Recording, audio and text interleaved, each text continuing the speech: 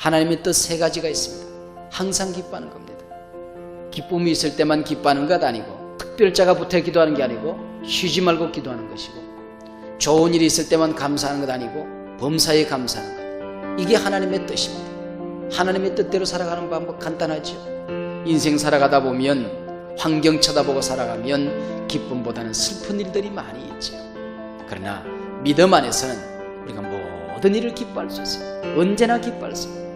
여러분, 밥이 식탁에 놓여 있지만 그 밥을 먹지 못하는 사람이 오늘 아침 얼마나 되는지 아십니까? 여러분, 의자에 앉아서 기도 한번 해보고 싶지만은, 무릎을 꿇고 싶지만은 앉지 못하고 병석에 누워있는 사람이 얼마인지 아십니까? 여러분, 우리가 감사하지 못할 게 뭐 있어요? 다 감사해요. 손이 없는 사람, 자기 손으로 밥 한 숟갈 먹는 게 소원입니다. 돋아오르는 아침 태양을 바라보며 감사하시기를 바랍니다. 여러분, 감사할 게 얼마나 많습니까? 이 세상에 천신만신 감사합니다. 감사 못할 게 없는 거예요. 믿음을 잃어버리면, 신앙을 잃어버리면, 예수 잃어버리면, 기쁨을 잃어버리고, 꿈을 잃어버리고, 감사를 잃어버리고.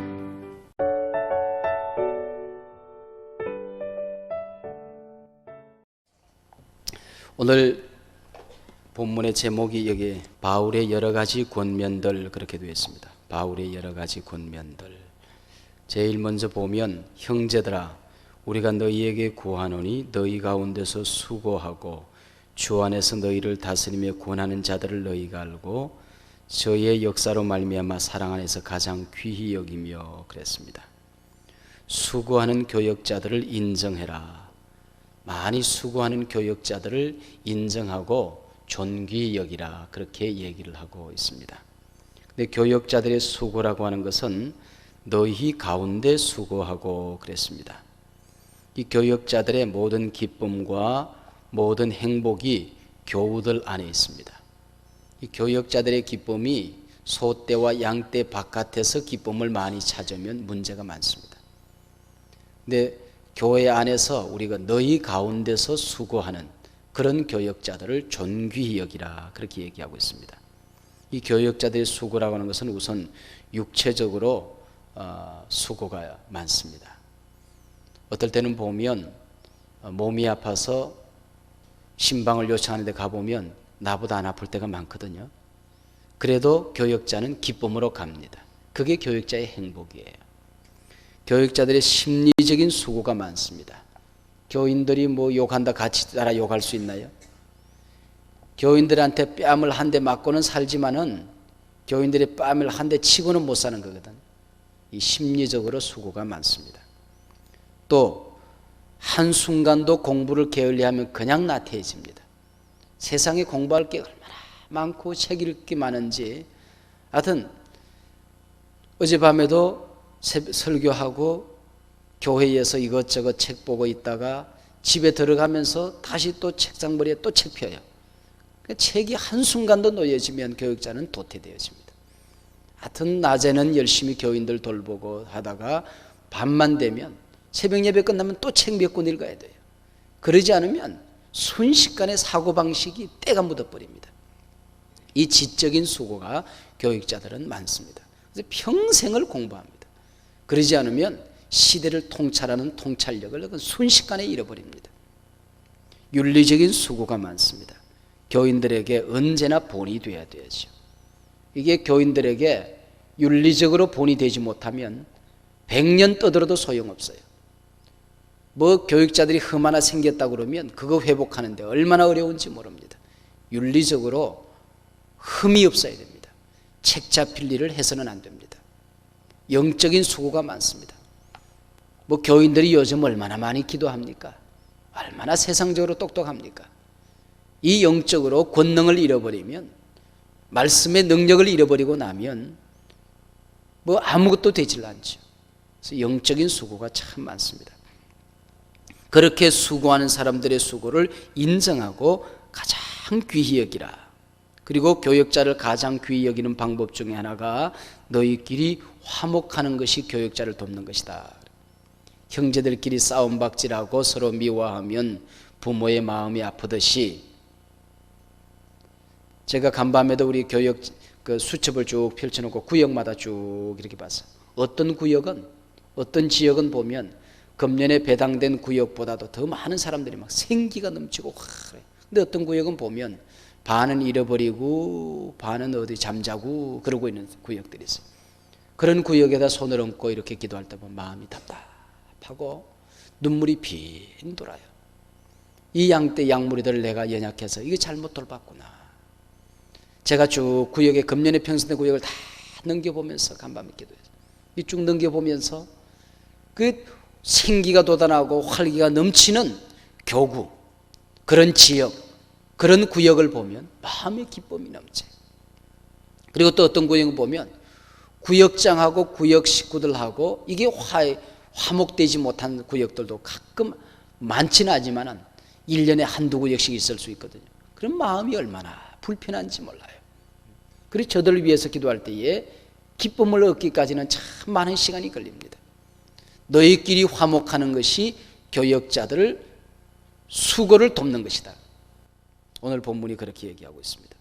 그리고 교우들 안에서 규모 없는 자를 용서하고 권계하고 나무라라 그랬습니다. 권계하라 그랬습니다. 용서하고 나무라라는 얘기죠. 이 규모 없다는 얘기는 군대 행군 대열에서 이탈한 사람을 얘기합니다. 군대에서 보면 쥐를 쫙 서가지고 보면 손발이 쫙쫙 맞지 않습니까? 쫙 하다가 손발이 똑같이 이게 국군의 날 행사하는데 보면 이 손이 똑같이 쫙 올라요. 이게 보폭이 키가 큰 사람 작은 사람이 똑같아야 되거든. 키가 큰 사람은 조금 줄이고 다리가 짧은 사람은 더 그렇게 쫙 뻗어서 쫙쫙쫙 이 맞아야 돼. 그걸 규모 있다 그렇게 원문에 얘기했습니다. 근데 한 사람은 올라가는데 한 사람은 뒤로 넘어간다든지 이게 또 다리가 이게 한 사람은 긴데 짧게 간다든지 이러면 이게 안 된단 말이죠. 교회가 질서정연하게 앞으로 선교의 대열을 향해서 하나님 나라 위해서 하나님 뜻을 향해서 쫙쫙 뻗어가는데 한 사람이 그냥 이게 박자가 안 맞단 말이죠. 그런 사람들을 너무 나무라지 말고 먼저는 용서하고 그리고 저들을 잘 가르치라 그렇게 얘기하고 있습니다. 마음이 연약한 자를 위로하라. 그래서 이 마음이 연약한 자는 작은 일에 곧잘 마음이 상하는 사람을 얘기합니다. 그런 사람을 잘 위로하라고 그랬고요. 힘없는 자, 영적으로 유약한 자를 정죄하거나 무시하지 말고 서로들 붙들어주라. 이것이 교역자를 돕는 일이다 그런 얘기입니다. 여러분 교역자를 돕는 방법 아시겠습니까? 교역자를 귀하게 여기는 방법 어떻게 하는지 아시겠어요? 서로들 규모 없는 자를 서로들 용서하고 그리고 마음이 연약한 자를 위로하고 힘없는 자를 붙들어주라. 이것이 교역자를 위하는 길이다 그렇게 얘기하고 있습니다. 그 다음 우리가 잘 아는 말씀 나오죠. 항상 기뻐하라 쉬지 말고 기도하라 범사에 감사하라 이는 그리스도 예수 안에서 너희를 향하신 하나님의 뜻이라. 하나님의 뜻 세 가지가 있습니다. 오늘 하나님의 뜻대로 살게 해주십시오. 어떻게 하세요? 항상 기뻐하는 겁니다. 기쁨이 있을 때만 기뻐하는 것 아니고 기도를 특별자가 붙어 기도하는 게 아니고 쉬지 말고 기도하는 것이고 좋은 일이 있을 때만 감사하는 것 아니고 범사에 감사하는 것. 이게 하나님의 뜻입니다. 하나님의 뜻대로 살아가는 방법 간단하죠. 항상 기뻐라. 따라 하시기 바랍니다. 항상 기뻐라. 항상 기뻐라. 자연을 보고 기뻐하는 기쁨이 있어요. 자연을 보면 참 좋습니다. 이게 봄이 되면 아주 파릇파릇 싹이 나면서 얼마나 생동감이 있습니까? 여름이 되면 무성한 숲이 쫙 우거지는 그리고 뭐 따끈따끈한 날씨를 보면서 그 좋지 않습니까?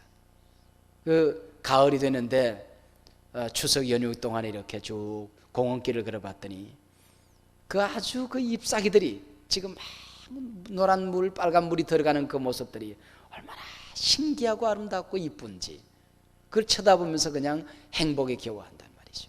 자연을 보는 기쁨이 있어요. 또 병이 나았을 때 오는 육체적인 기쁨이 있습니다. 선을 행했을 때 오는 윤리적인 기쁨이 있습니다. 여러분들 선을 한번 행해보세요. 요만한 선이라도 행해보고 나면 큰 기쁨이 있단 말이죠. 하나님이 매맞아야 될 저희들임에도 불구하고 환경을 도우시는 환경적인 기쁨이 있어요. 영적인 기쁨이 있어요. 하나님이 나와 함께 계시고 그래도 날 같은 거 용서해 주시고 기도하면 내가 여기 있다 말씀하시고 찬송하면 하나님이 기뻐해 주시고 얼마나 신령한 기쁨들이 있는지 모릅니다. 이 기쁨들을 우리가 누리며 살아야 됩니다. 항상 기쁨은 누리는 거예요. 인생 살아가다 보면 환경 쳐다보고 살아가면 기쁨보다는 슬픈 일들이 많이 있지요. 그러나 믿음 안에서는 우리가 모든 일을 기뻐할 수 있어요. 언제나 기뻐할 수 있어요. 시인 이혜인 씨의 글 가운데 시가 있어서 제가 오늘 아침에 일어나서 그 시에서 한 토막 여러분에게 읽어주고 싶어서 여기 제가 책에다 적어왔어요. 급한 순간에 버스를 놓쳐 안타까울 땐 즉시 다음 버스가 있음을 기뻐한다. 몸이 아파 괴로울 땐 건강의 고마움을 즐거워하며 기뻐한다. 글이 써지지 않아 답답할 땐 내 능력의 한계를 깨치게 되어 기뻐한다. 다른 이에게 내 실수가 드러나 부끄러울 땐 겸손을 실습할 기회임을 기뻐한다. 오해를 받아서 슬플 땐 인내할 수 있는 기회임을 기뻐한다. 이 모든 일이 신앙 안에서 더욱 가능한 것임을 기뻐하고 감사하노라. 얼마나 아름다운 이 시입니까? 이혜인 씨의 기쁨이라는 시입니다. 급한 순간에 버스를 놓쳐 안타까울 땐 즉시 다음 버스가 있음을 기뻐한다. 몸이 아파 괴로울 땐 건강의 고마움을 즐거워하며 기뻐한다. 글이 써지지 않아 답답할 땐 내 능력의 한계를 깨치게 되어 기뻐한다. 다른 이에게 내 실수가 드러나 부끄러울 땐 겸손을 실습할 기회임을 기뻐한다. 오해를 받아서 슬플 땐 인내할 수 있는 기회임을 기뻐한다. 이 모든 일이 신앙 안에서 더욱 가능한 것임을 기뻐하고 감사하노라.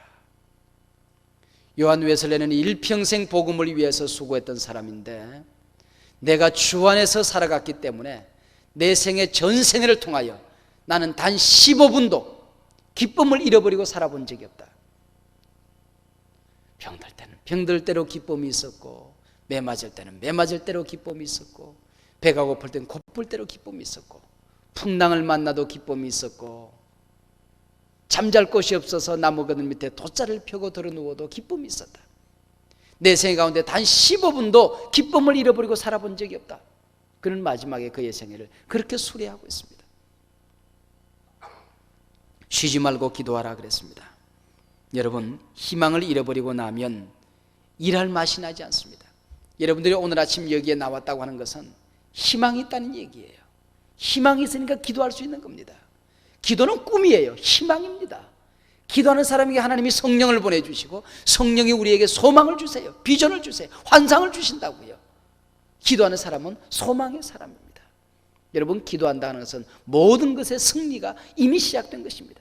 이미 승리하고 있는 것이에요. 얼마나 아름다운 일입니까? 시인 바이런의 시를 한 토막 또 적어왔어요.